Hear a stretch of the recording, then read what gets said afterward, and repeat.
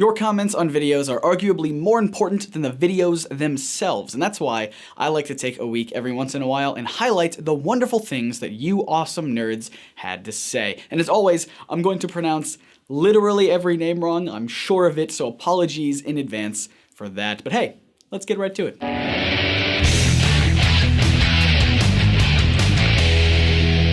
Welcome to the show, I'm Scott, and let's jump right into it because we have a lot of videos to cover. First off, let's talk about Jason Todd. In the video we did a while back about how he came back to life, a ton of you guys, including Argel Rivera, first incorrectly pronounced name, asked about the story Batman Hush. I had mentioned in the video that the Jason Todd in this story was the real Jason Todd, even though the story revealed that it was actually Clayface. So let me explain. In that story, yes, it ended with the reveal that it was really just Clayface, and Jason Todd was still presumably dead. However, this was later retconned in Batman Annual number 25 when it tells the story from Jason's perspective. It was the real resurrected Jason Todd fighting Batman in the Hush story, but he gets away and is replaced by Clayface at the last second, right before Batman defeats him. So to recap, it really was Jason in Batman Hush that fought Batman, but he escaped and had Clayface finish the fight. I hope that's a little bit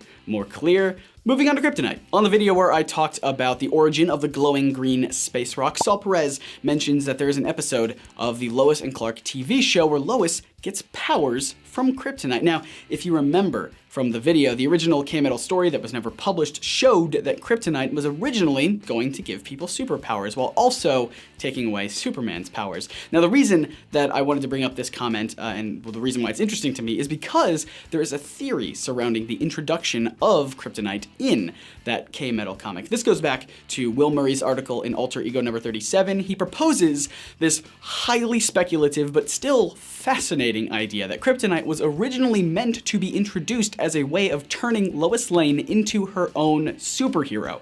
At the end of the K-Metal story, Lois finds out that Clark Kent is really Superman, and she declares that they are going to work as partners now to essentially save the world. The idea is that she would be granted the powers with the K-Metal, but the problem is that Superman couldn't be around her since he would be weak and lose his powers, so she would go on her own path as a solo hero, still being partners with Superman, but fighting crime alone since they can't fight together. I find this to be a really fascinating concept, almost like that movie Hancock, if I'm even remembering that one correctly. The idea that you have two characters that get weaker in each other's presence and are strong when they're apart, although it would really only be Superman who gets weaker in Lois's presence. Lois would be fine either way. Also, am I remembering Hancock correctly? I don't really know. Still, it would be kind of cool, a cool partnership of the two heroes to work together, but physically can't fight side by side. I would read a comic like that, I think. Yeah. On the video about Stan Lee's cameos, TCC180 makes the connection that Stan Lee is really just quantum leaping through time into other bodies. He is still himself, but he's also the characters that he embodies, but instead of, saving people or fixing the timeline, he's just goofing around. I absolutely love this explanation because it explains how he can be Larry King, Hugh Hefner, and Willie Lumpkin, three distinct people.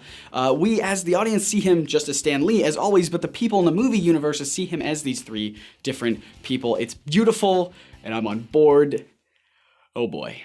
Here's a quick one. In the video we did about Agent Coulson having the nickname Cheese in the comics, I had mentioned that I think it would be neat if they brought that into the MCU in some kind of a subtle joke or small reference. Comic Dude points out that in an episode of Agents of S.H.I.E.L.D., they show that Coulson comes from none other than Wisconsin, which is pretty famous for its large production of Wisconsin cheeses and thematic cheese hats for sports ball games. I want to believe that the connection here is on purpose, so Cheesehead canon accepted.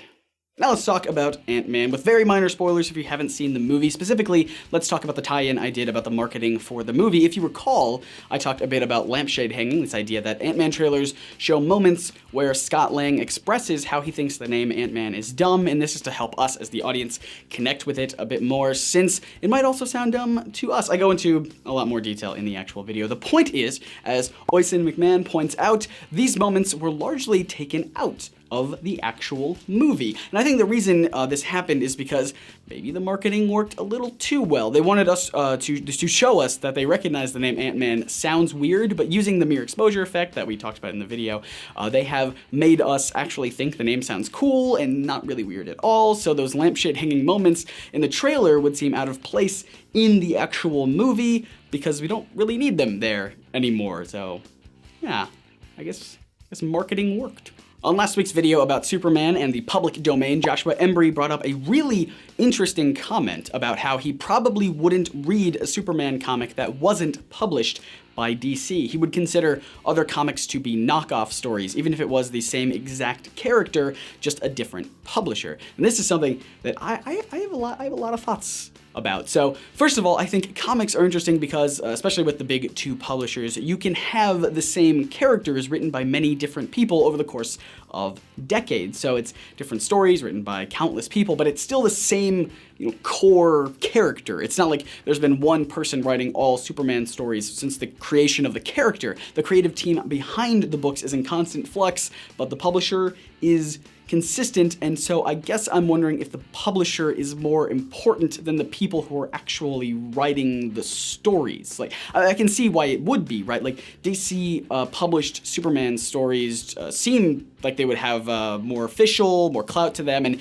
if Superman was in the public domain and everyone was writing stories about him, there might even be Superman purists who only consider DC Comics as official Superman canon, or say that they're the only, the real Superman stories. So I guess my question is, if Superman was in the public domain and some amazing teams of writers and artists created some fantastic Superman comics, would those comics be less Superman because they aren't officially published by DC? I don't know. I don't know. That's a good question. What do you guys think? Any thoughts about that? Let's talk about it all in the comments below. Hey, segue. But before we go, I want to end on one of my absolute favorite comments ever on the video about why Captain America was brought back to life. I asked you guys to come up with an appropriate slogan for the Captain America movie. Malicious Hero commented, "Captain America, he lived the way Jason Todd died."